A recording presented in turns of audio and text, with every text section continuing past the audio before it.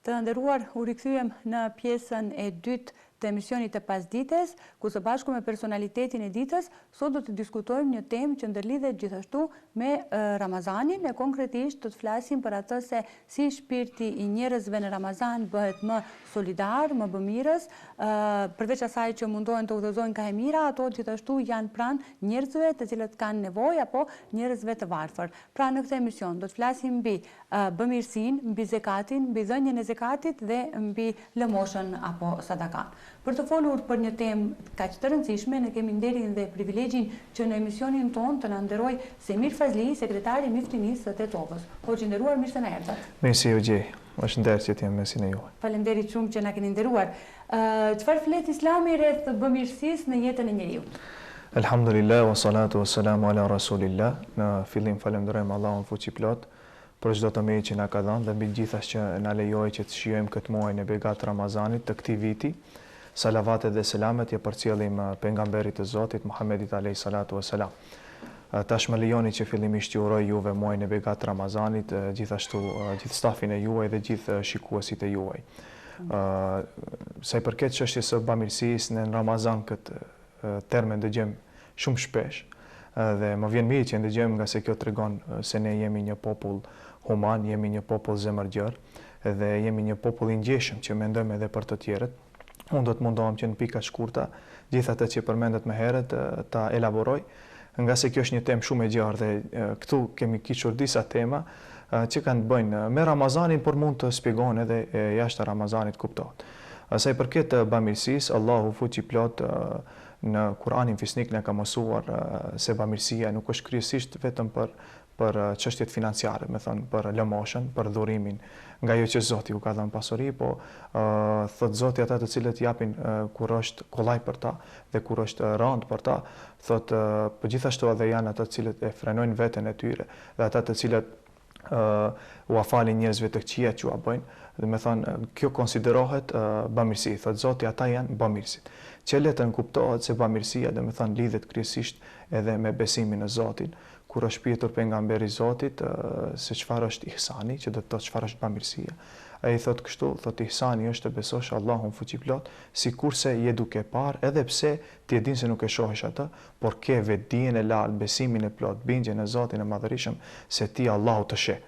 Me thënë, për çdo veprimtari që bën njeriu besimtari, me thënë, në lidhje me të, me Zotin e Madhërisëm, ajo quhet bamirësi. Pasandej kur jemi te çështja e bamirësisë, neve na kanë mësuar, me thënë, edhe hadithet e pejgamberit, po mbi gjithash edhe Kurani fisnik, se çdo vepër e mirë konsiderohet, dhe me thënë, sadaka, por thot pejgamberi i Zotit ai që udhëzon njeriu për punë të mira, nga e keqja në të mirë, ajo është, me thënë, e të njëjtit nivel si një njeri që jep nga xhepi i vet. Që le të kuptohet se ne në Ramazan të gjithë jemi bamirës. Pavarësisht sa japim, pavarësisht çfarë bëjmë, me thënë të gjithë jemi bamirës. Bamirës më jeni edhe ju, nga se për gjatë gjithë Ramazanit si televizion koha na keni përndjekur në aktivitetet tona dhe ju jeni ata që i nxitni tjerët për të bërë mirë dhe inshallah Zoti t'ju jep vullnet për punë që edhe në të ardhmen të vazhdoj kjo. Por ajo kryesisht dhe me thënë që duhet kuptohet për bamirësinë, bamirësia dhe me thënë është adhurim në Zotin e Madhërisëm, me thënë është këshillim për veprat e mira, këshillim për largim nga veprat e këqija, dhe me thënë të ndihmohen të verbërit, të ndihmohen fukarenjët, miskinet, të ndihmohen njerëzit me nevoja të veçanta, me thënë ndihmohen gjithë njerëzit kategori që ndjejnë veten nevojtar për ndihma qofshin financiare, po qofshin edhe ndihmë shoqërore, edukative e kështu me radhë. Me thënë bamirësia urdhërohet me Kur'an, me thënë urdhri i Zotit është i prerë, Allahu dhul Xhelal thot inna Allaha ya'muru bil adli wal ihsan. Thot Zoti i Madhërisëm urdhëron njeriu në drejtësi dhe bamirësi. Dhe me thënë drejtësia shkon paralel me bamirësinë dhe gjërat e tjera të cilat Allahu i Madhërisëm i ka renditur më vonë. Që le të nënkuptohet se bamirësia ka të bëjë kryesisht me lëmoshën, po ka të bëj që ajo lëmoshë të shoqërohet me adhurim dhe i Zotit Madhërisëm dhe ai adhurim do me thonë të arrijë ndryshimin shpirtëror tek personi në mënyrë që ai nesër të reflektojë, do me thonë ndash në fjalë të mira, ndash veprime solidare, bujare e kështu me radhë. Të flasim pak përveç bamirësisë që përmendet ju në jetën e njerëzve, çfarë është në fakt zekati? Për ta elaboruar pak më shumë këtë çështje, cila është rëndësia e dhënies së zekatit? Zekati për ndryshe është edhe njëra nga format e bamirësisë, ndryshe njihet edhe njëra nga format e sadakas. Zekati për nga dispozita, Zoti i Madhërisht e ka bërë obligim, e ka bërë fars, që të me thonë se njerëzit e cilët arrin nisabin, dhe me thonë janë disa njerëz që me thonë janë të obliguar me zeqat, jo krejt, kuptohet, pa ata të cilët gëzojnë pasuri e arrin nisabin e zeqatit, për cilën ndoshta do të flasim në vijim, atëherë ai është i obliguar që të jep zeqat, me thonë. Në rast se nuk jep zeqatin, ne si musliman besojmë se për të do të ketë një ndëshkim, dhe ky ndëshkim është për ta nxitur besimtarin që ta jep zeqatin, nga se Zoti zeqatin e ka ndarë për ata të cilët kanë nevojë. Një ndër termet e ndryshme, me thënë, ka disa terme për fjalën zekat, të cilat rrjedhin nga Kurani fisnik. Zoti Dhul Xhelal ja ka dhënë zekatit edhe kuptimin e shtimit të pasurisë. Do me thënë, nëse njeriu jep zekat, jep nga ajo që Zoti e ka obliguar, atij i shtohet pasuria. Me thënë, nuk i paksohet, nga se njerëzit mendojnë se kur japin zekat do t'i paksohet. Jo, Zoti në Kur'an na ka premtuar se do të na shojë pasurinë. Jo rastisht edhe është një ndër emrat e zekatit shtimi pasurisë. Tjetra është pastrim, do me thënë. Thot Zoti në Kur'an, qad aflaha man tazakka. Thot ka shpëtuar ai që është pastruar, me thënë që ka pastruar shpirtin e tij me dhënien e zekatit dhe njëkohësisht ka pastruar, do me thënë, edhe pasurinë e tij me dhënien e zekatit. Dhe e radhës që Zoti i Madhërisht e ka vendosur në Kur'an është për emrat e zekatit është begati. Zoti ka bërë begati, dhe me thënë, atë pasuri e ka bërë të begat, mi për ka bërë të begat edhe atë pjesën që ti do t'a japish, atë lëmoshën që do t'a qësht të kaj tjetri, dhe me thënë, edhe ajo është e begat nga se ai furnizohet me të, nga se ai nesër mund t'a shfrytëzoj atë dhe mund të del edhe nga gjendja e varfërisë, shkaku i asaj që kemi dhënë. E tash kur jemi të çështjes e zekatit, do ta kemi parasysh se zekati është ndër shtyllat kryesore të Islamit. Pejgamberi i Zotit na ka mësuar thotë zekati ndërtohet mbi 5 shtylla. Bunjel Islamu ala khamsin. Na tregon se në fillim krejt është shahadeti në Zotin e Madhërisëm, të besosh një i vetëm i pashoq për Allahun Dhul Xhelal, në pejgamberin e tij, masandej ta shoqërosh me namaz dhe më një herë e treta është zekati. Nga se Zoti ka bërë zekatin ibadet, adhurim, e ka bërë ibadet adhurim që pastron shpirtin, po mbi të gjithash ka edhe një synim tjetër, është ibadet strategjik ekonomik, mund t'i themi. Është një ibadet që ndihmon edhe shoqërinë e cila është e prekur nga varfëria, ose shoqërinë e cila kanë nevoja të veçanta në një kohë të caktuar. Dhe kjo pak a shumë është sa i përket zekatit, po unë mund të flas pak edhe nga ajo që përmendem se pse është i rëndësishëm zekati. Po zekati është i rëndësishëm në shkaku i dy gjërave. Tham, e para është çështja shpirtërore. Nga se njeriu, do me thënë, e ruan pasurinë e vet. Kjo është bindja e muslimanëve. Thot pejgamberi i Zotit në një hadith, ruajeni pasurinë tuaj me dhënien e zekatit. Do me thënë, nuk e paksosh, po e shtosh. Bile në popullin tonë përmendet shpesh, kur i ndodhen dikujt, Zoti na ruaj ndonjë fatkeqësi, vjedhje, kështu me radhë, njerëzit më njëherë e diskutojnë a e ka dhënë zekatin apo nuk e ka dhënë, se më thënë a është një pasuri e pastruar apo nuk është. Ne kuptojmë se çështja e parë e zekatit është pastrimi i zekatit edhe në aspektin shpirtëror, do të thënë arrit kënaqësia e Zotit dhe tjetra që vlen të përmendet e aspekti shpirtëror është se Zoti i Madhërisëm e shuan, do të thënë, kooperacinë tek besimtari. Ka shumë njerëz që janë kooperac, nuk japin, dorë shtrënguar, nuk i del gjë prej xhepi. Mirë po, kur të ndëgjoj se Zoti i Madhërisëm ja ka bërë obligim, dhe nëse ai nuk e kryen këtë obligim, mbi të do të pasojë një dëshkim në botën tjetër, atëherë ai stimulohet nga kjo dhe gradualisht fillon ta krijojë atë tabihatin, atë zakonin e mirë. Dhe fillon të mësohet me bujarin, me thënë, është pak më bujar, më solidarizues, e jep zekatin në kohë, mësohet zemra e tij zbutet, dhe me thënë, dhe njeriu nga kooperacia kalon në bujarin, me thënë, në njeri solidarizues. Kjo është sa i përket çështjes shpirtërore, edhe pse ka dhe shumë kuptime të tjera, po thashun sipërfaqësisht do t'i preki pak këto gjëra, ndërsa sa i përket, do me thënë, rëndësisë, kjo e para ishte rëndësia shpirtërore, e dyta është rëndësia shoqërore, që përmenda krejt në fillim, do të thënë sinon edhe anën strategjike ekonomike, do të thënë të ndihmoj shoqërisë. E si ndihmon shoqërisë? E rrit vetdijen tek pala që kanë. Atyre që Allahu Dhul Xhelal vu ka dhënë që të jenë të kujdesshëm ndaj atyre që s'kan. Kjo është synimi i zeqatit.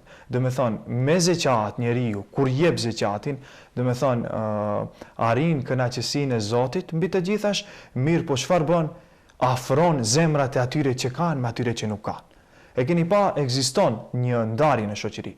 Gjithë ata që s'kan, me thonë, i xhelozojnë ata që kanë. Edhe gjithë ata që kanë, gjithmonë i shohin ata që s'kan me njësi të përullur. Po zeqati çfarë bën? E afron atë që ka me atë që s'ka.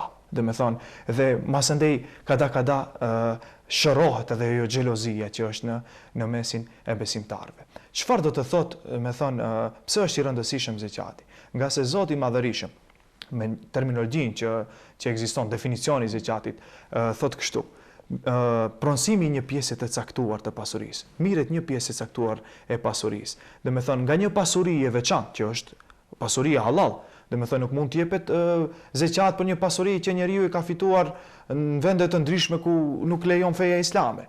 Po të tjetë pasuri e definuar halal nga jo, thot një pjesë nga jo pasuri e veçantë, dhe me thënë jepet një njeriu që është ligjësuar nga ana e Zotit. Me thënë, nuk mund t'jepet çdo njeriu zeqat, po t'jetë patjetër i ligjësuar nga ana e Zotit. Çfarë tregon kjo? Se Zoti i Madhërisëm e ka bërë të rëndësishëm zeqatin ekskluzivisht për disa lloje njerëzish. Dhe nuk është zeqati për të sicilit ose ndonjë objekti ku na ka shkuar mendja neve.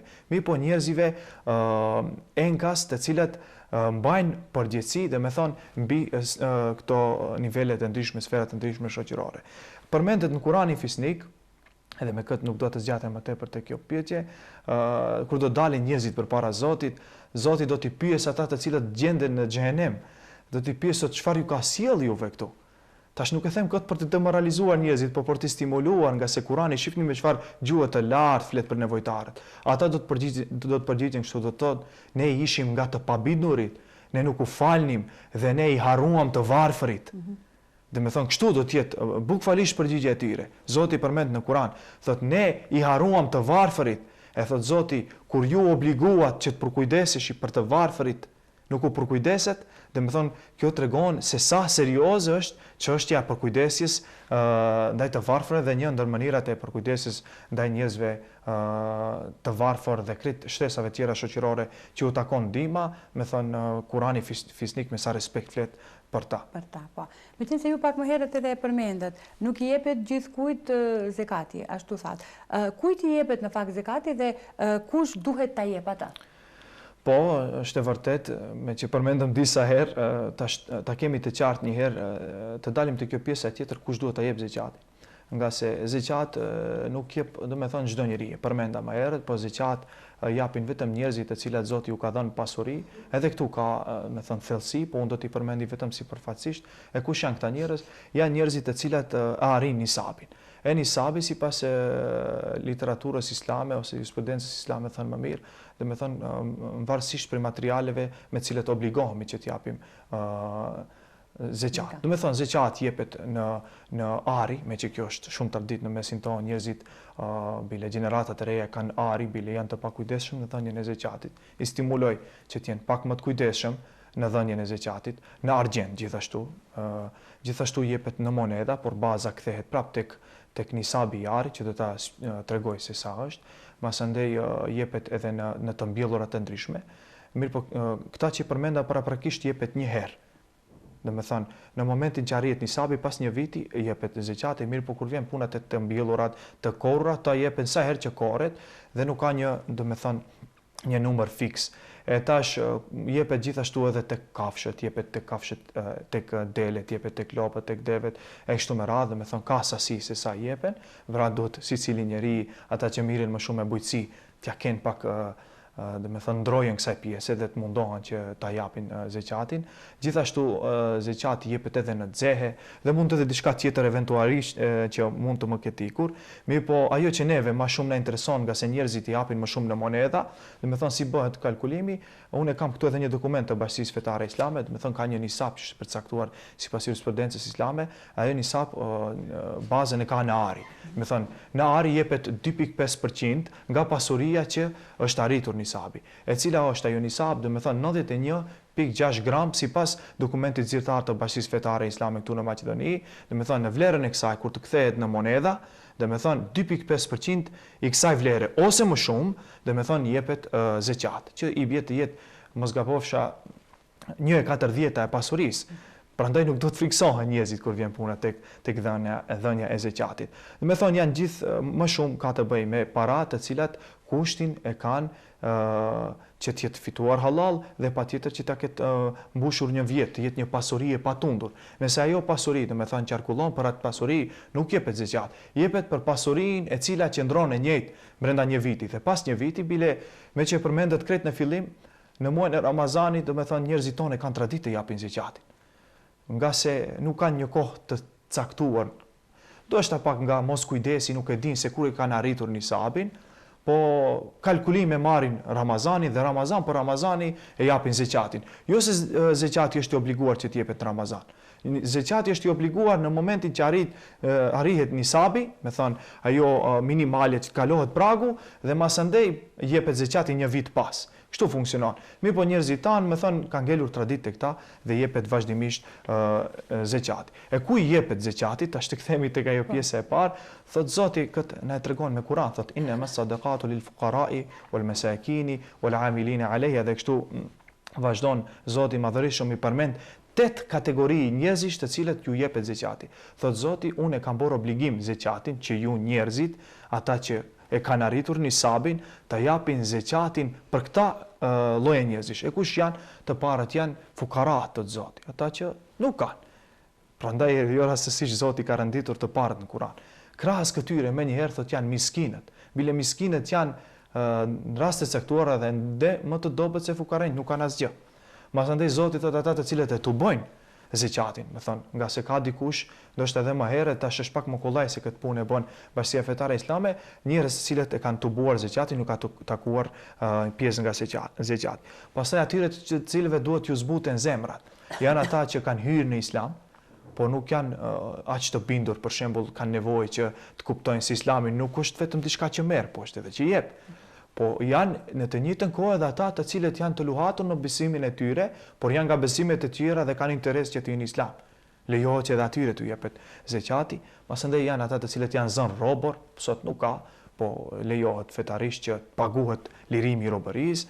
Pasandej janë ata të cilët janë të zhitur në borxhe të ndryshme, borxhlitë e mëdhej, lejohet që atyre t'ju ndihmohet, t'ju jepet nga zeqati. Pasandej janë ata të cilët japin në rrugën e Allahut, ata të cilët punojnë në rrugën e Zotit, janë ata të cilët studiojnë në rrugën e Zotit, janë ata të cilët luftojnë në rrugën e Zotit. Fi sebilillah përmendet një term që shumë i njohur në mesin e popullatës tonë, dhe besoj se e kemi të qartë se në këtë term hinë disa grupe njerëzish dhe në mesin e tyre hinë edhe nxënësit që kërkojnë diturinë për hir të Zotit. Dhe me thonë, janë medresantët, janë studentët e ndryshëm e kështu me radhë dhe krejt në fund janë udhëtarët. Udhëtarët për shembull mund të jetë edhe pasanik. Me po kanë ngelur rrugës, i jepit një pjesë nga zeqati që ai të kaloj, dhe me thonë rrugën e të mbri deri tek destinacioni i tij final. Dhe pak a shumë, do me thonë, janë këta kategori të cilat i përmendëm sipërfaqësisht, mirë po kuptohet se ka shpjegime mbi këta. Ka thellësi pak më të shumta, por që opinioni juaj të njoftohet, do me thonë se kush janë njerëzve që ju drejtohet zeqati, me që thamë se zeqati është obligim, është farz dhe nuk mund të luaj çdo kush si mendon se ku don ta çojë atë para. Është para enkas e destinuar tek ta njerëz të cilët Allahu Dhul Xhelali ka përmendur në Kur'anin Fisnik. Por si ndikon zekati në përmirësimin e jetës së të varfërve për të krijuar kështu ndoshta një shoqëri më të drejtë? Po, tash, si e përmendet, dhe me thënë, ne pak a shumë folëm se i përket ndikimit të zeqatit ose rëndësisë së tij, mirë po zeqati padyshim se ndihmon shumë në ekuilibrimin e shoqërisë, do ta kisha thënë më mirë. Nga se e shuan varfërinë. Zoti madhërisht në Kur'an thotë anfiqu mimma razaqnakum, thotë dhe jepni, shpenzoni nga ajo që ne ju kemi dhënë. Nga se Allahu Dhul Xhelal nuk dëshiron që njeriu vetëm të tuboj për vete, mos kujdeset për tjerët. Bile një pyetje që na parashtrohet shumë shpesh neve hoxhallarëve. Thonë, hoxha, mirë, si cilin vit ne japim zeqat, të altani, ari, argjendi, thot paksohet. Po edhe këtu është edhe përgjigja, nga vetë pyetja është edhe përgjigja, se Zoti madhërisht nuk dëshiron që pasuria të qëndrojë Ai dëshiron që pasuria të qarkulloj, që pasuria të vendohet në dispozicion njerëzve, që të mundohen njerëzit të krijojnë shoqëri, të ndërtojnë shoqëri, të ndërtojnë mbi nevojat të cilat i ka një shoqëri. E nëse pasuria jo ne mbledhim secili për vete, masandej kritikojmë veten pse ne duhet t'japim zeqat.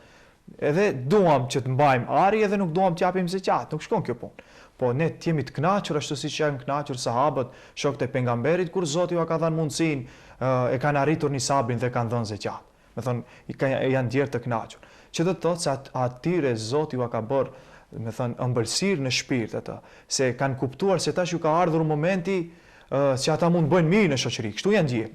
Dhe nuk e kanë menduar motin tjetër, vitin tjetër, a do të ketë, a nuk do të ketë për dhënë zeqat. Kur thash se është stabilizues i shoqërisë, mund të asillni një shembull më konkret. Nga jeta e Omer ibn Abdulaziz, i cili ka qenë halifja i 8, mos gabofsha, i dinastisë me vite, por njihet si halifja i 5 i Islamit. Dini pse? Për nga drejtësia, nga se ka qenë halife vetëm 3 vite. Por çfarë është specifik dhe pse përmendet shumë shpesh? Nuk flas për Omer ibn Khattab, është ndër halifet e parë, por flas për Omer ibn Abdulaziz, i cili njëherë ka qenë edhe si stërnip i Omer ibn Khattabit radhiyallahu anhu. Në kohën e Omer ibn Abdulazizit përmendet në historinë islame, bile ka shumë burime, thuhet se në këtë kohë asnjëherë nuk ka patur nevojë për njerëz të cilët kanë pranuar zeqat. Thon ku ja ka çuar ai njeriu i cili është dashur, ka patur obligim të jep zeqatin ndonjërit varfanjak i varfër, ka thënë paktën në si tek ti është duke se është i varfër, ka thënë jo, unë kam, çuaj dikujt tjetër. Çuaj dikujt tjetër dhe kështu ka ecën shoqërinë e tij, çuaj dikujt tjetër, saqë thuhet është dashur t'i lipi njerëzit në përkandet e ndryshme të qytetit derisa të kenë gjetur ndonjë njeri që ka nevojë për zeqat nga gjithë ta grupet që i përmendëm. E dini pse? Nga se të pasurit e kanë bërë punën e tyre si duhet. Dhe ata të pasurit, dhe me thonë, kur e kanë dhënë zeqatin, me thonë e kanë shuajtur dal nga dal varfërinë. Me thonë, dhe kështu kanë kontribuar që të ndërtohet ajo që përmendëm herë, shoqëria, dhe kështu mos ketë asnjë njeri mbi nevojat elementare që duhet i gëzoj sot njerëzit. Nga se Zoti ka bërë të tillë në dunjan. Dikush është i pasuri duhet përkujdeset për të varfërin, dhe dikush është i varfër, dhe nëse dikush i ndihmon duhet të tregohet mirënjohës ndaj ndihmave që ja kanë falur ata të pasurit. Besoj se kjo pak a shumë. Kjo ishte për sa i përket zekatit, po. Por të flasim pak edhe për një tjetër çështje që është sadakaja apo lëmosha. Përmendëm zekatin, flasim edhe për lëmoshën, me që flasim për bamirësinë. Çfarë paraqet sadakaja?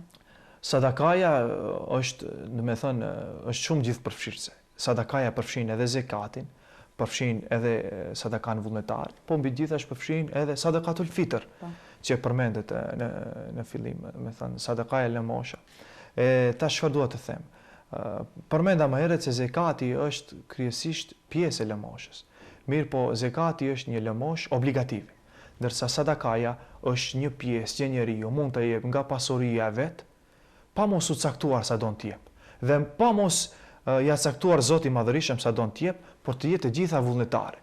Mirë po far ka vetëm një kusht vetëm, ta bëj për hir të Zotit, në mënyrë që nesër ta meritoj shpërblimin, nga se çdo vepër që krihet duhet rezultatin final ta ketë kënaqësinë e Allahut fuqiplot. Nëse arrihet nëpërmjet lëmoshës së rëndom, pavarësisht si është ajo lëmosh, pavarësisht sa na ka dhënë neve Zoti, këtu mund të jep secili. Se i ka dhënë mundësi Zoti. Nuk është e përcaktuar, a do t'japish kaq apo do t'japish aq. Me thonë është e caktuar, njeriu të jep sa don nga shpirti vet. Ky është saktimi. Sa don nga shpirti vet, vetëm e vetëm që dikush të sheh hajrin asaj dhe në fund të arrihet kënaqësia e Zotit nga lëmosha, nga sadakaja. Me qenë se jemi në Ramazan, të flasim pak edhe për sadakatul fitrin. Çfarë në fakt paraqet sadakatul fitri dhe kujt i takojnë vitrat? Sadakatul fitr, do me thonë, dallon shumë nga sadakaja rëndom, nga se është një sadaka që jepet vetëm në Ramazan. Do me thonë, dhe nuk jepet jashtë Ramazanit. Kur flitet për sadakatul fitr, duhet të dihet dispozita. Përmendëm zekati është farz, obligim. Sadakaja vullnetare, që përmendëm pak më herët, është sunnet, vullnetarisht, e jep njeriu, fiton shpërblime, nuk e jep askush, kur gjë nuk ka për të thënë. Ndërsa sadakatul fitri e ka dispozitën wajib, me thënë është i obliguar njeriu që ta jep. E tash, kujt i takojnë fitrat është po të njëjtat grup që Zoti i Madhërisëm i përmend për zeqatin. Dhe me thonë, zeqatin, kujt i jepet zeqati, njëjt i jepet edhe sadakatul fitri. E tash neve paka shumë, me thonë, mund të ndajmë këtu se çfarë jepet sadakatul fitr, dhe me thonë, nga se sadakatul fitri nuk është si zeqati, nuk lip një nisab të lartë, për shembull, e përmenda 91.6 gram në vlerën e parave, të shmosgabofsha, duhet i vi diku te 7.419 euro, parafërsisht, mbi këtë pasuri njeriu është i obliguar, pasuri e patundur, të jep zeqat. Ndërsa ke sadakatul fitri jep çdo njeri zekat.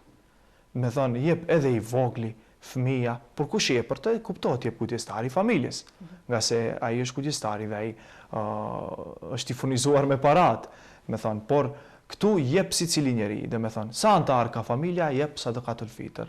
E sa jep sadakatul fitr kur jemi te sasia, tash ulemat kanë konstatuar se duhet të jepet një enë, me thonë e kanë bërë parafërsisht me 4 kg hurma, tash sot në shoqërinë që jetojmë ne, e kanë kthyer në kursin e monedhave që ne i përdorim jetën e përditshme, dhe Bashkia Islame, dhe me thonë, këtu te ne ka të caktuar atë gjë, me thonë, fillohet një fitër kushton 300 denar.